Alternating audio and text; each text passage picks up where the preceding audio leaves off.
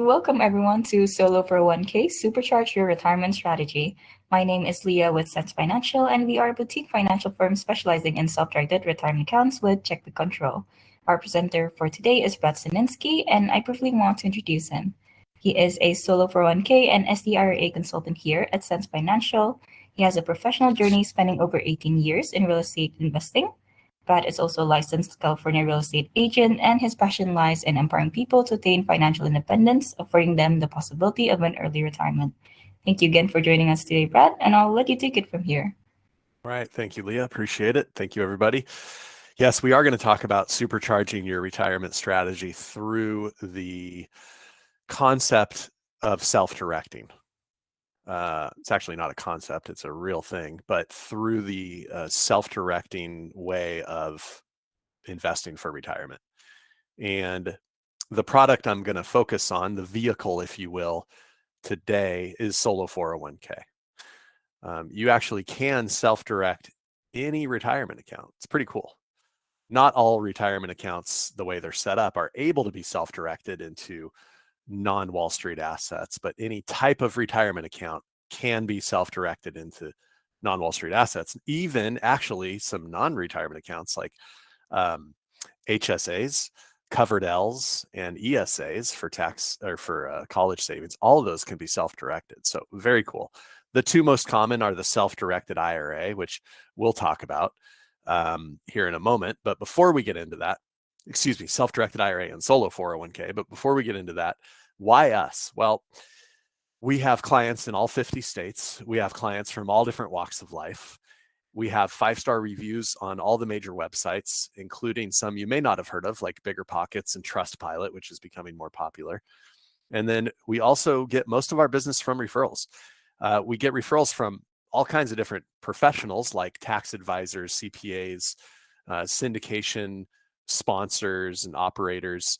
But we also get referrals from clients. In fact, the largest quantity of referrals we get are from our existing clients. And we appreciate that. I think it's a testament to our business and how we operate and the level of service we provide and the satisfaction or maybe even wow service that people experience with us, and feeling confident enough to refer their friends and family and colleagues to us. The other thing is we've been in business since 2010.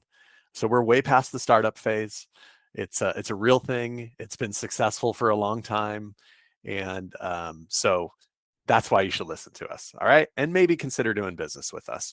But this webinar is designed to be educational. I will offer a way to get in touch with me if you do want to jump on a call and talk about your specific situation at the end. And just as a reminder, please put in questions. Don't wait till the end. Just put in the questions, and I may or may not answer them along the way. Usually I don't, just to not interrupt the flow, but we'll get to them, I promise, at the end. And a lot of times they're answered throughout. But before you forget, type it in. Okay. Our mission is to help clients obtain control of and protect their retirement accounts. Good planning and hard work lead to prosperity, says Proverbs 21:5. Now, you work hard for your money. We want to come alongside you and work hard for you in this sense. And at Sense Financial, we believe that unlocking your retirement account and self-directing those funds there's no better way to have an early, potentially, retirement, not earlier than 59 and a half necessarily, but earlier than 65 or 70, like you may be on track for now. And I'll explain along the way what I mean by that. So there's two types of investing, right? There's the conventional side, and I was trying to be humorous with my images here. The conventional side is like the horse and buggy. I used to have a train on here or a bus, but I was kind of being funny with this. The conventional side is does it work? Yeah. The horse and buggy, the train, the bus, it'll get you there. Okay. It'll get you to a certain location, destination, but it won't take you necessarily in a customized way to get somewhere on a route specific that you choose, or even to a specific destination that you choose, right? There's certain stops. Okay. The horse and buggy is kind of an example of the conventional, old-fashioned, maybe, not really. There's nothing wrong with the stock market. Don't misunderstand me. S&P 500, mutual funds, great way to go. This is not financial advice, by the way. I didn't give my little spiel. I should back up to that. We are not a fiduciary. We don't provide legal or tax advice. This is for educational purposes only. If you do need such professional advice, please seek out the services of a competent professional. I digress. The self-directed side, by the way, conventional is what you have your 401k invested in, most likely right now, right? It's an employer-sponsored plan. They offer some mutual funds, some targeted funds, maybe some ETFs, probably not. But Fidelity, Vanguard, Schwab, those are some examples of conventional custodians, broker dealers that you can invest in. And that's where most retirement money is. People, they don't know about self-directing. And that's the other side. While we don't have flying cars quite yet, self-directing is almost the equivalent of a flying off-road vehicle compared to conventional investing. There's a few reasons. I'm going to bullet point them out here and then dig into them further as we go on. The IRS law allows you to invest in anything allowed by law, right? Hello. What's allowed by law? Well, it's real simple, and we'll dig into this further, but and actually on the next slide I have some real examples, but if you can invest in what you know.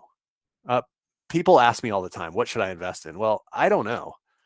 Here's what you can invest in, and I can give a litany of examples. There's no way to provide an exhaustive list, but I always say, hey, you should invest in what you know. And that's the beauty of self-directing. You can invest in real estate if you're a real estate investor.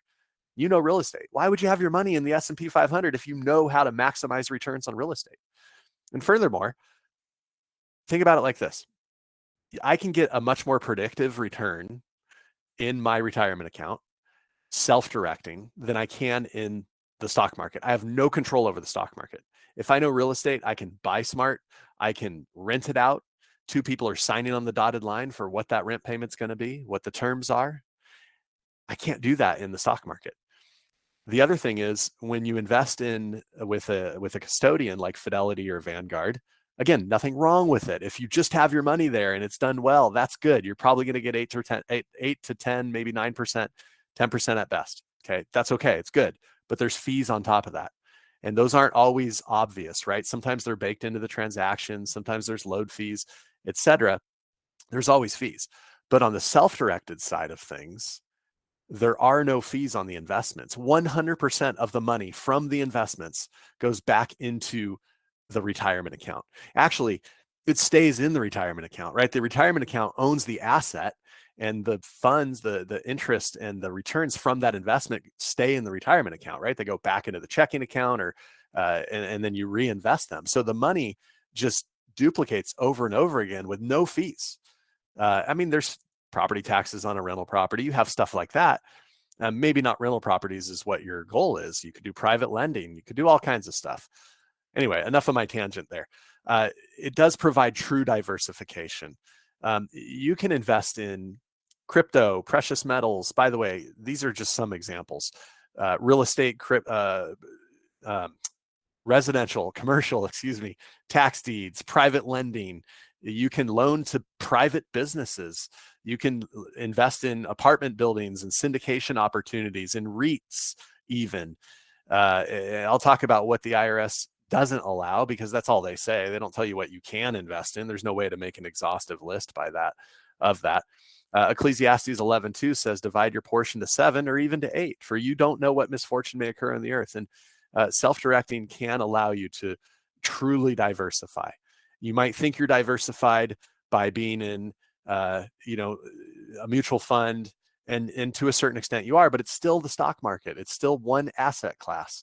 And so I think it's important to just kind of compare the two and maybe have money in the stock market as well as self-directing. No one says you have to do 100% of one or the other.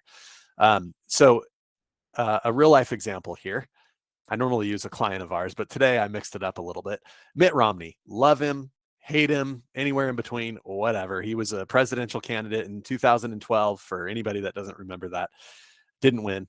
And he is well known for his fund, his company called Bain Capital.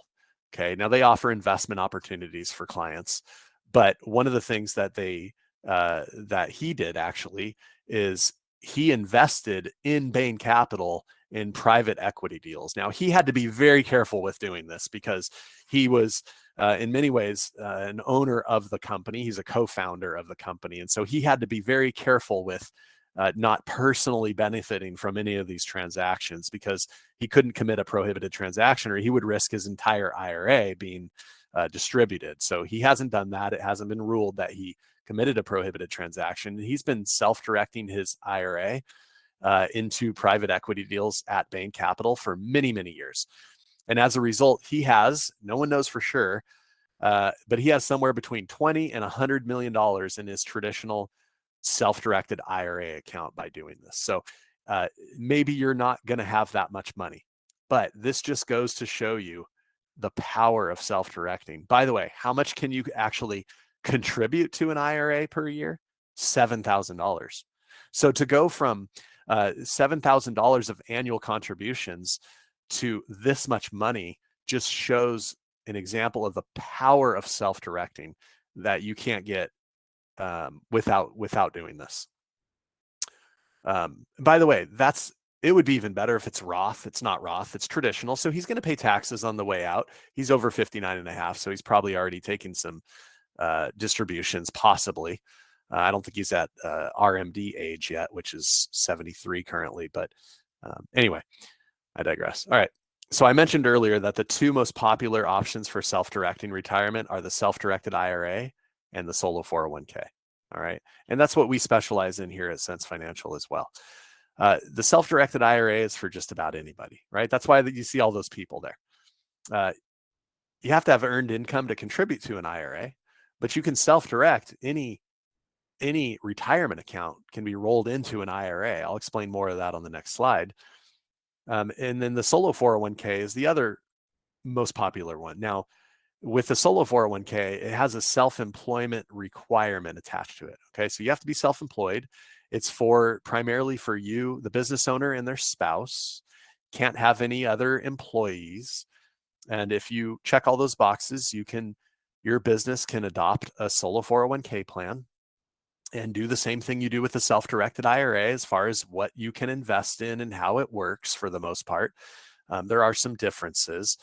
Today, as I mentioned, we're going to focus in on the solo 401k, but I wanted to let everybody here know if you're not self-employed, we also do offer self-directed IRA. And before you jump off because you're not self-employed, stick around. You'll probably learn something.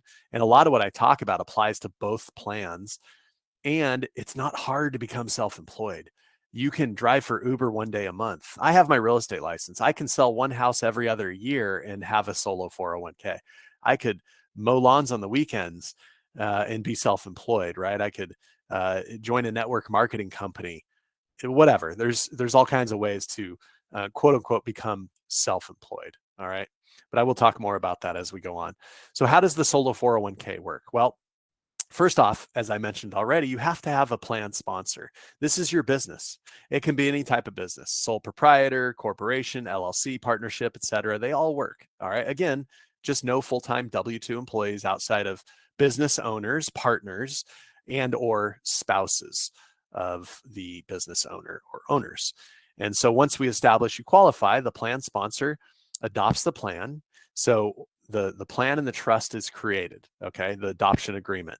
Now, this plan works very similarly to your employer-sponsored 401k plan that you might have at a W-2 job. It's just for a solo entrepreneur, a solopreneur, or those other business types that I mentioned. They're not group plans. Now, it's a trust, so you can be actually the trustee of the plan, which is where all the assets are held. As the trustee of the plan, you have the power to open up an account at any financial institution or bank.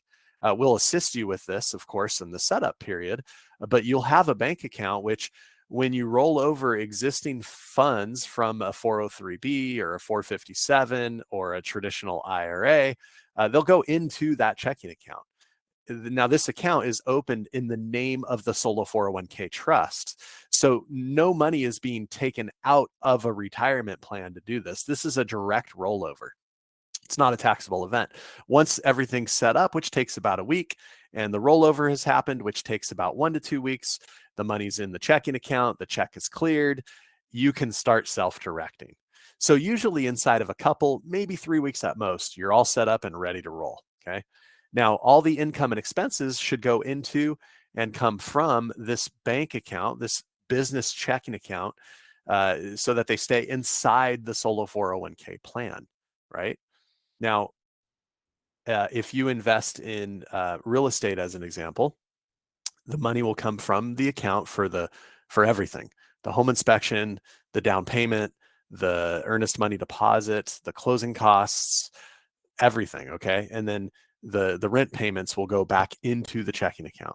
You want to leave some cushion in the checking account. You don't want to just roll over only enough to be able to buy the property. You need some cushion. You want to have some money in there for expenses and such. But if somebody has more specific questions on that, we can dig into it. So, but that's essentially how the setup of the solo 401k works. I do want to mention that the solo 401k, unlike an IRA, has both Roth and traditional built into it, two different buckets. Okay. Now, the Roth IRA is the only exception to the type of retirement account that cannot roll into a 401k. So if you have a Roth IRA, not a Roth 401k, a Roth IRA, and you want to self-direct it, that actually has to become a self-directed Roth IRA. All right, that's the only option for that. Okay. Any other retirement plan, assuming it's not restricted by the agreement you have or the current employer situation, can roll into a solo 401k. All right. Why is it such a great plan? Well, it's literally 10 times the amount of annual contributions for the solo 401k that can be made over an IRA. Here's how it works. By the way, you can have a W-2 job and still have a solo 401k. You can have two 401ks.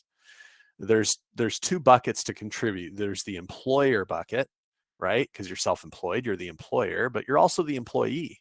Okay. As a real estate agent, I am an employer of my real estate business, but I'm also the only employee. Now, this doesn't mean that you have to be on W-2, because as I said, this still works for a sole proprietor situation where you're not running payroll. So don't misunderstand what I mean by employee. It's just the bucket or the hat, if you will, that the IRS says you can make contributions from: employer and employee. On the next slide, I'll break down how it works. Proverbs 21:20 says the wise man saves for the future, but the foolish man spends whatever he gets. So yes, save as much as you can for retirement, because it's going to come sooner than we think. I have a feeling. I'm not there yet, in case you were wondering. All right, so how do the contributions work? Well, there's two buckets, as I mentioned. The employee elective deferral, also known as employee contribution, is up to $23,500 per year per person, not per plan, plus a $7,500 catch up. So what does that mean? If I have a W-2 job and I'm contributing to that 401k, I have to subtract the amount I put in for that year from this to be able to contribute the difference to my solo 401k. So if I'm maxing out my W-2 plan, I can't put in anything else on the employee contribution for the solo 401k. If I'm doing 10,000, I can do the difference, 13,500, or if I'm over 50, all the way up to 31,000. This can be up to 100% of your earnings. So if you're earning, let's say $24,000, you can put in 23,500. You probably want a little bit of cushion there. If you're running payroll, like if you're an S corp, it's actually required that the contributions are made based on whatever the W-2 is for the year. So if you paid yourself, simple math, $100,000 W-2, you could put in 23,500 plus another 25% of that W-2 for another 25,000. Okay, $100,000, 25% plus 23,500. If you're sole proprietor, single member LLC, it's based on the profit of the company, and that's a 20% profit sharing. So up to 23,500 of the W-2 plus 25% income if you're S corp, C corp, or if you're not running payroll, it's just based on the profit of the company. Okay, 23,500 plus another 20% of that profit. Net profit, by the way. All right. So what are the limits? Well, if you're under age 50, it's 70,000 total between these two. Now, you might be asking yourself, well, wait, I'm maxing out my W-2 401k. How much can I put in? Well, you can still put in up to 70,000. It's just only going to be profit sharing. So you're going to pay yourself a W-2 or have enough profit as a sole proprietor, Schedule C filer, single member LLC for 20% or 25% to get up to $70,000. That's how that works. If you're between 50 and 64, it's 77,500 and actually 64 plus. If you are, and there's some exception to that between ages 60 and 63, there's what's called a super catch up. And that's not 7,500 on top of the 70,000. That's actually a total of 81,250 of super catch up. So it's actually a lot more. Why those 3 years? I don't know. Write your congressman. Somebody came up with that. It's part of Secure 2.0, but it just took effect in 2025. 2024, incidentally, if you haven't filed yet, it's not too late. You can put in $69,000 for 2024 plus the 7,500 if you're over 50. So that is how those work. So most of the questions we get come around this. So I hope I did a good job of explaining that. Now, you can use leverage. You cannot provide a personal guarantee. The IRS says, yeah, we'll let you use leverage, but if you want to buy a piece of real estate, you could put 30 to 50% down and maybe $100,000, but buy a $300,000 property. You can do that, no problem at all, but it's got to be non-recourse, which means the property is the only security for the loan. They can't go after you personally. If the IRA or 401k defaults in the payment, the property is the only thing they go after. That's literally what non-recourse means. There's no recourse to the borrower. And then the property needs to cash flow a couple $100.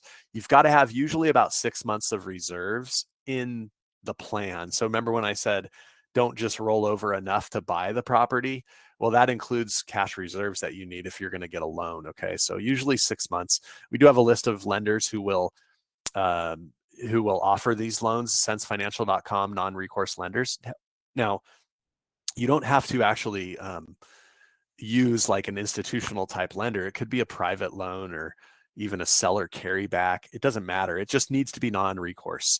The other thing that's from a creative financing perspective is you can actually do a subject to purchase.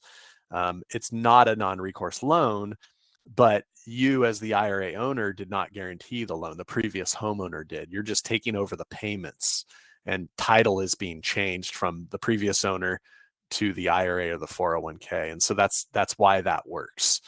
We'll talk more about why that is here in a moment. And then this will trigger a UDFI tax in an IRA. So just something to be aware of. And one more note, you can't buy stock S&P 500 on margin inside your retirement account. It doesn't work. So you can't borrow money, in other words, to buy more S&P 500, but you can borrow money. Your IRA rather, or the 401k can borrow money to buy more real estate, right? In some cases, triple the amount of real estate. So this is another reason why I say self-directing is so powerful. And with the solo 401k, without this UDFI tax on the income from the loan, because of the loan, right? It's a better way to go if you're going to buy property and get a loan. It doesn't matter. It doesn't mean that it's not a good idea to buy real estate in your IRA. It's just you need to be aware of how the UDFI works. All right.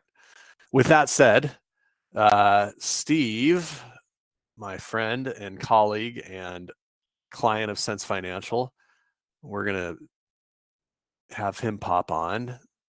I'm going to request that he unmute himself and turn his camera on, and then we're going to talk with Steve about some questions and hear what he has to say.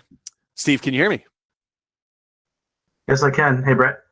Hey, buddy. Your camera is black, so it looks like it might be covered or something. I'm not sure. Okay.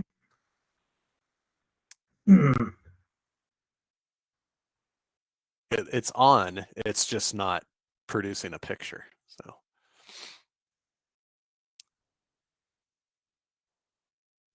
Okay. I think it's on my end. Okay, let me do that. There he is. Okay. Yes. Better now? How you doing? Yes. Thank you so Okay. much for coming on. Really appreciate it. What a treat. These people are Yeah. in for it, man.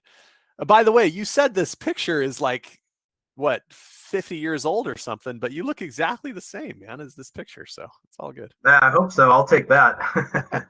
I'm just kidding. The picture's not 50 years old, everybody. All right. Well, yeah, thanks so much for coming on. Really appreciate it. Steve is based in San Diego. He is a current solo 401k client with Sense Financial and has been for a few months now. But I'll let him answer some questions. Steve, real quick, how did you hear about Sense Financial to begin with? So I'll say, maybe about 9 or 10 years ago, I was really looking at, investing and strategies to invest. And I recalled this the other, but it was probably a Flip Nerd episode. I think the owner Dimitri was interviewing there, and on that episode, and then that was my first exposure to it because I heard about solo 401k, and then it sounded really cool. But at the time, I was looking at it like, this is great, but I'm a W-2 employee.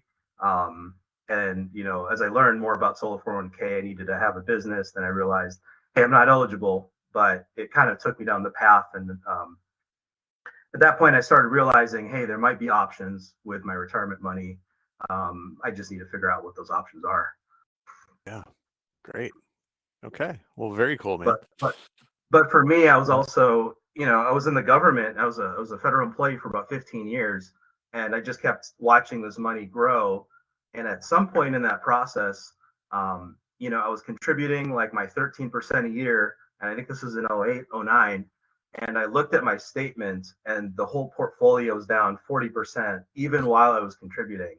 And that really scared me because I was thinking to myself, what if I retire someday and this happens, and then I'm ready to retire, and then I got to hope for another 10 more years to get back to where I was, or how to recover. So that kind of scared me a little bit and made me think I got to really think about other options for my retirement investing. That's such a great point. Hopefully we never have anything like the Great Recession again, although, history tells us it'll probably happen at some point in the future. The idea of self-directing can definitely mitigate that for sure because of the diversification and control that you get. But I will say, I mean, in 2008 and 9 and 10, even, I was working a W-2 job. I had a pretty good 401k. And I was young. I was like 30 or so. Maybe even younger, actually. I didn't really care that the market went down at the time because I was just continuing to invest. And the way I looked at it is I was buying the stuff on sale now. And I knew at some point it would go up, right? But for people who were near retirement, about to retire, just retired, or maybe even, like you said, possibly 10 years away from retiring, like, you're really scratching your head like, hey, this is crazy. Like, what do I do with this? And so enter your exposure to self-directing at some point. And yeah, go ahead. Tell us about that transition and what that looked like exactly, please. Yeah. So for Sense Financial, so for me, I just started watching more videos. I realized there's a whole like ecosystem here, and I realized there's a lot of literature. So I started reading more about it. And at some point, I got comfortable, and I realized that a self-directed IRA was a possibility for me, because I didn't have I didn't have my own company, and so I looked down that path. I for some odd reason I went with a different custodian to do that, and then with time I started accumulating certain fees and certain things that I didn't really understand, and so I kind of thought to myself, if I ever get the chance to come back to Sense, I will, because this is where I learned everything about self-directed investing. So I watched a bunch of videos, and there are a bunch of really good videos that are like just a couple minutes long. Like I'd have a question on something, and I'm like, let me check. Back at Sense Financial, there's like 2-minute videos or less that just kind of answer the question right there. So that got me started, and when I finally left the government, it unlocked my 401k. And that was, I don't want to say that's why I left my job, but it was always in the back of my mind. If I do leave for a different reason, this is the first thing I'm going to do. And I was able to do that, 2019, early 2019. Oh, that's great. That's great. Well, yeah, thank you for sharing that. And we do try and lead with value, and from an education perspective, we know that this is a new topic to a lot of people, like it was for you at one point. And people sometimes ask, like, is that legal? Like, my IRA can't own a rental property or real estate or whatever. Like, and so we try and lead with education. So I appreciate that. It's something I know Dimitri, the founder who started this way back when in 2010, has always kind of had the mindset for and tried to do. And yeah, so thank you for sharing that. And how long have you been a client with Sense Financial? Remind me, because I can't remember exactly. Yeah, so I've been officially a client for less than a year, but I've been learning a lot from Sense Financial for several years. So I finally made the move last year, and the reason I made that move is because I wanted to start a small company, and so it was a good opportunity for me to say, well, hey, I wanted to come anyways, and it's a good chance. So what I ended up doing is I actually had a self-directed IRA, and I converted that to a solo 401k, and at the same time as I moved to Sense. And Yeah. I think that was a great move because I think there's that additional benefit. Borrowing is a little bit easier. There's some flexibility, but I think you mentioned it. There's the Roth component, and so now I can sort of have, well, here's my traditional bucket, and then I have my Roth bucket, and I can sort of use that in my favor. Like, how do I want to strategize growing both buckets at the same time? Yeah.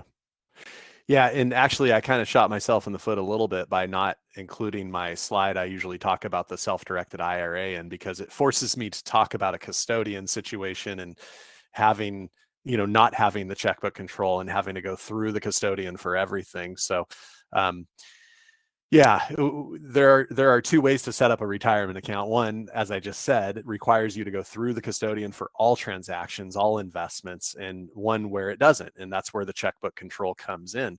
Some people have a solo 401k that actually has a custodian. I think that's kind of a flawed setup because there's no requirement by law for a custodian with a 401k. So you can be the trustee at the 401k level and control the investments and the transactions and sign on the dotted line.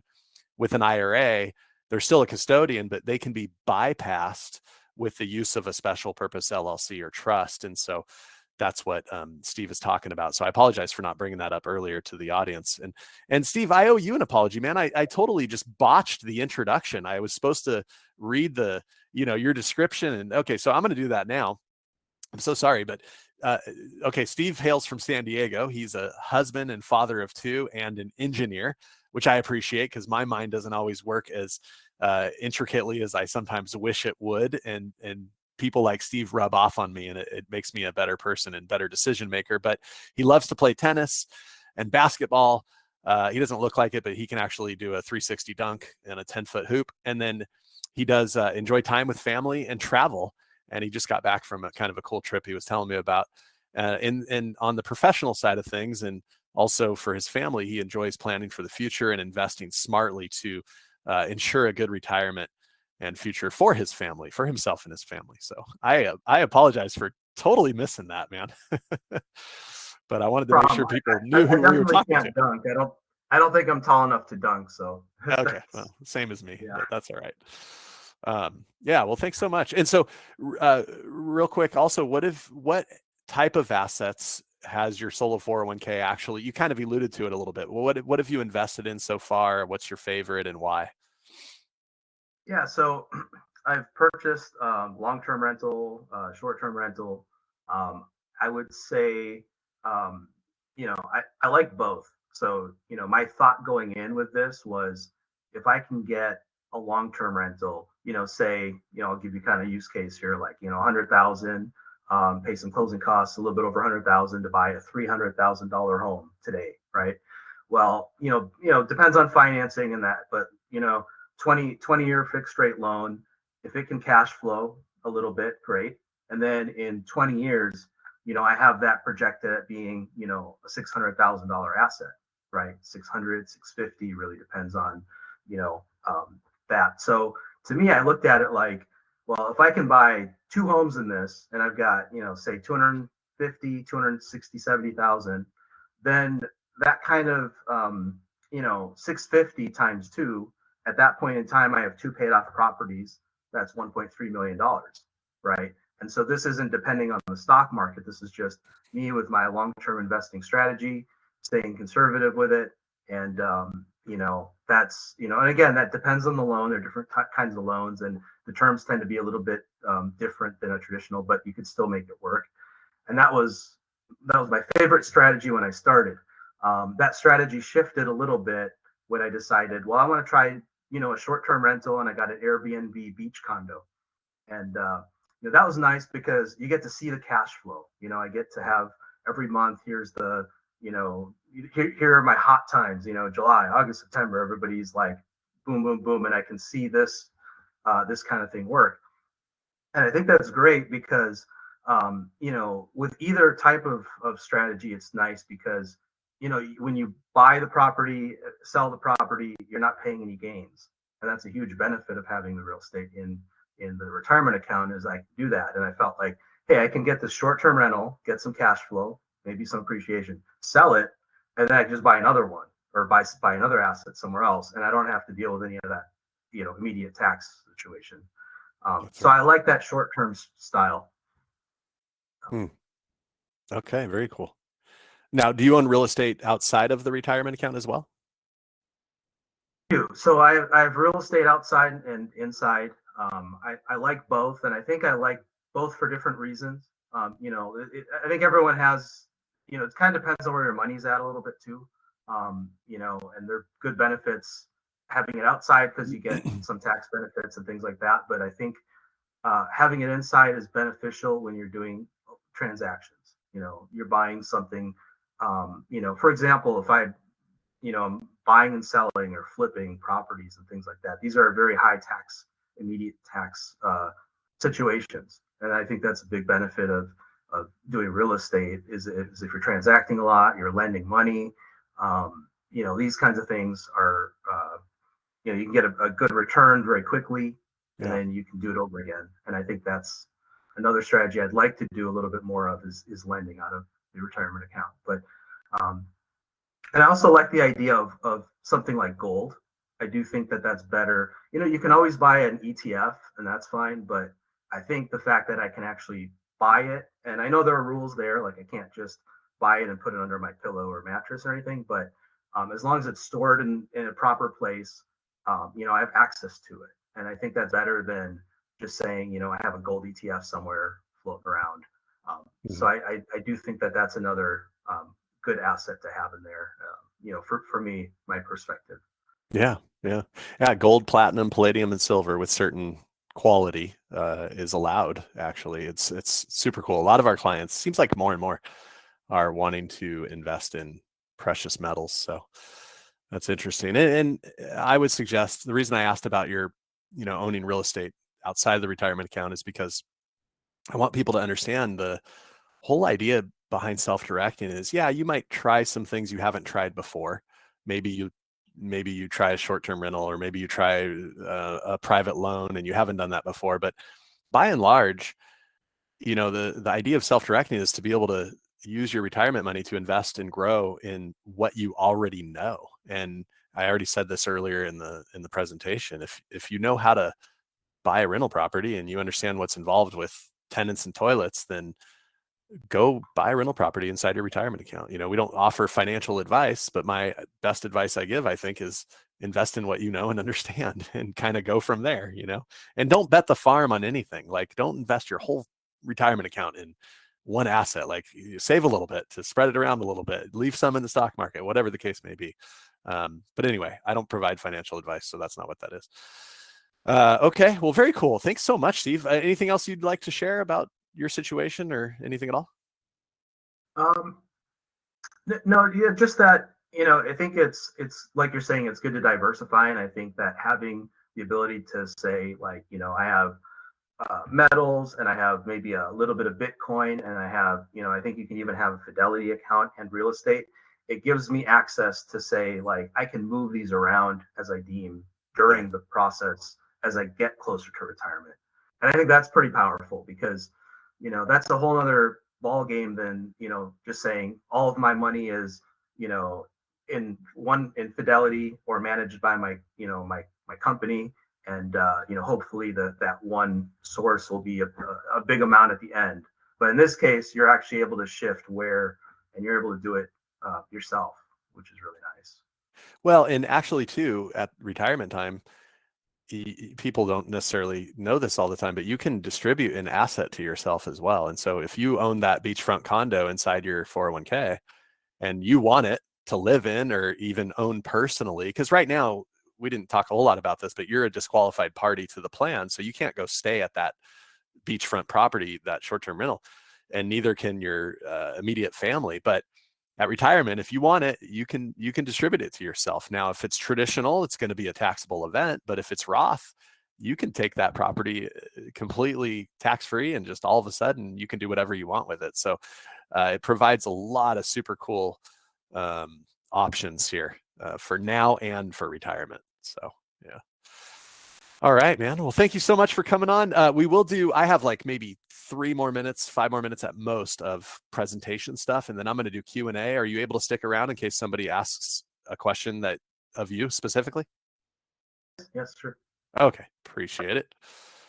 All right. I did want to cover exactly that here. Disallowed investments. So I already said the IRA, the IRS does not tell you what you can invest in. They only tell you what you can't invest in. And what you can't invest in is collectibles, like baseball cards, stamps, wine collections. By the way, I heard a great joke the other day. That wine collection, the reason they won't let you invest in it is because it's going to turn into a bottle collection pretty soon, and so you can't do that. And then the other one is life insurance. Actually, the life insurance is really only in the IRA. It is possible to invest in the solo 401k into life insurance. Most of our clients are not looking to do that, but it is possible. And the other thing is disqualified people. So I'm going to hit this really quick without hopefully going too deep, but you and your immediate family, it's your lineal descent. So you, your spouse, your children, their spouses, your parents, and your grandparents are all disqualified people. So a couple of examples. If I own a property, I can't sell that property to my solo 401k. That would be self-dealing, and that's a prohibited transaction. I cannot go stay. I already said this about Steve's situation. I can't go stay at a property that my 401k or IRA owns, and neither can my immediate family. I can't be compensated for anything for providing a service of any sort to my retirement account. In fact, the IRS says you can't actually provide services to anything it owns or to the plan itself. But the easy way to think about what you can and can't do is blue collar work is bad. That's not allowed. White collar work is okay. So I can go and find the property. This is pre-acquisition, right? I can go knock on doors to find a good deal and find a seller that wants to sell, and I can buy that property with my IRA.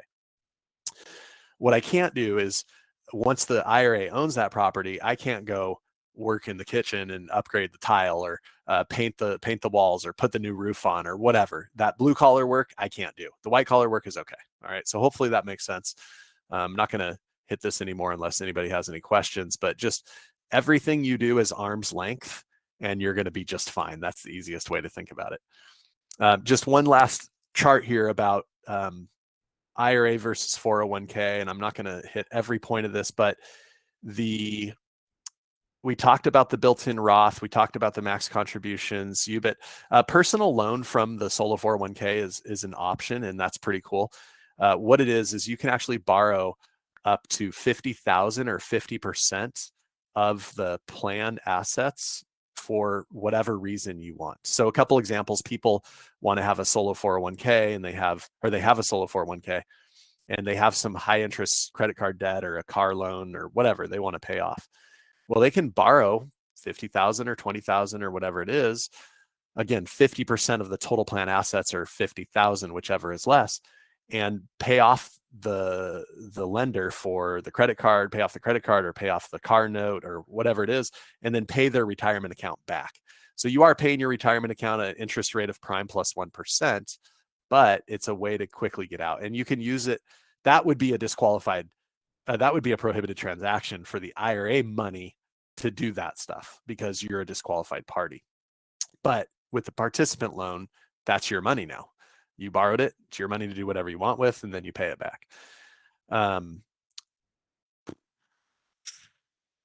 That's pretty much it. All I'm going to go into on this. So now let's take some questions. Let's see. I know there were a couple. I had, there's one question here from Jeff. Oh, sorry, Leah. I don't want to stumble on your, step on your toes. I know you like to read the questions out loud, so I'll let you do that. Thank you so much, Brad. Of course, So yeah. We do have a question here from Jeff. He asked, how can you not use the rule of 55 when utilizing an SDIRA prior to age 59 and a half? So I'm not 100% sure what you're talking about, Jeff, so maybe clarification, but what I think you're asking is if I'm of a certain age and I have a current employer-sponsored plan and I stay employed there, can I roll the money out of that existing plan into another retirement account? I think that's what you're asking. And the answer is yes, you can. You have to check with the employer and they have to consult the adoption agreement of that 401k and see if it allows for this. About 2/3 of employer-sponsored plans in the country allow for this, what's called an in-service rollover, where you stay employed there and then you actually can roll the money out or some of the money out to another retirement account, like a self-directed IRA or solo 401k. So I think that's what you're asking. If you're still on, feel free to type in some clarification on that. And so, yeah, you guys are quiet today. We're going to give it another minute or so, maybe 2 minutes at most, to put in some questions, and then we'll wrap it up if you guys don't have any more.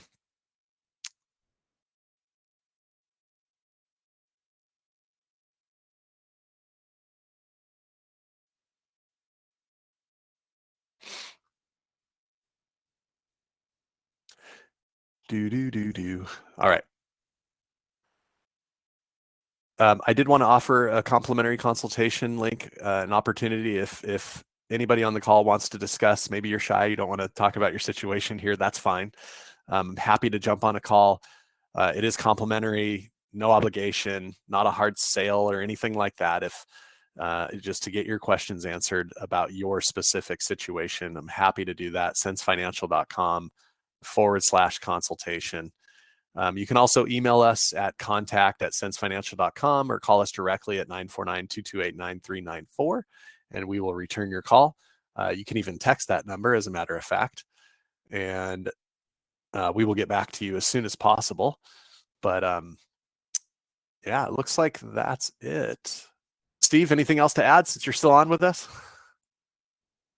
Yeah, I think one thing that one fear is sometimes that my money is with my current employer. I don't have any options to move that money out. But I've learned this last couple of years that there are still some options. So when I left the government, I had obviously I had my lump sum, so that was really good. But at the same time, a vested match is sometimes eligible. So with my employer last year, after 3 years, they were giving me a company match. That match was vested. And so at a certain point, I was able to take that match and move that into my solo 401k. And then another option was after-tax dollars. So I was able to increase my after-tax contributions that are on the Roth side, and then actually move that. So today, while employed, there was a traditional and after-tax Roth method for me to get money moved in. So that's just something I wanted to add as options that I've done myself that I think are pretty good as well. Love it. Yes. Thank you so much for adding that. And then definitely, consult your tax advisor before you start doing anything that's going to increase your taxes, like a Roth conversion or Roth contributions or anything like that. But what Steve said is correct. Yeah, you can definitely do that and do the mega backdoor. And, the beauty of the solo 401k, I didn't talk about this either, is that you can go right through the front door. You can make a contribution. The $70,000 can be a Roth contribution, a pre-tax traditional contribution, or a combination of the two. But you can actually also, at the risk of going down another rabbit hole, this is super cool. You can convert an asset to Roth. And I think, Steve, weren't you and I emailing about this a bit? Converting? Yeah. I was trying to, understand if it made sense. And yeah, it's a taxable event, but I think in certain situations, it really does make sense to go to Roth and actually reap some other benefits that way. And then maybe at retirement age, move into the house and then take it out of the, so there's that whole series of really good options at retirement time to make. Yeah. And the other thing is, when you convert an asset, you have to get a valuation. It has to be a third-party valuation, basically an appraisal. But you can convert anything. It can be cash. It could be real estate, a private loan. Any type of asset can be converted. And when it's an illiquid asset, like a private loan or a syndication investment, the valuation typically comes in at a discounted rate of 20 to 35%, give or take. And so I think a good recipe to follow, again, consult your tax advisor, but I think a good recipe to follow is to make a pre-tax contribution, save on as much taxes as you can today, this year, and then invest in something like a mortgage note. And then a few months later, get that valuation for the reason of converting that mortgage note to a Roth instead of a traditional, right? It's a traditional investment to begin with. And when you get that discounted valuation, now the taxable income is whatever that valuation came in at. So it might be a $50,000 initial investment, principal investment, but it comes in at 30 or 35,000. And so your taxable amount is only 30 or 35, but the whole asset is actually worth 50 or more, plus all the interest payments and everything else that's coming in for it, are all now Roth instead of traditional. And so that's a super cool thing to do. I'm happy to talk more about that one-on-one if anyone has any questions. But really, again, there's so many reasons the self-directing is just an awesome way to plan for retirement. So, all right, everybody. Jeff, yeah, I'm not sure if you're asking me that question or not, but just feel free to reach out, and we'll reach out to you too to offer a conversation about jumping on one-on-one. So thank you so much, everybody. Steve, special thank you to you for taking your precious time out of your day and joining us. We really appreciate it. Yeah. Thank you, Brett. It was great. Take care, everybody.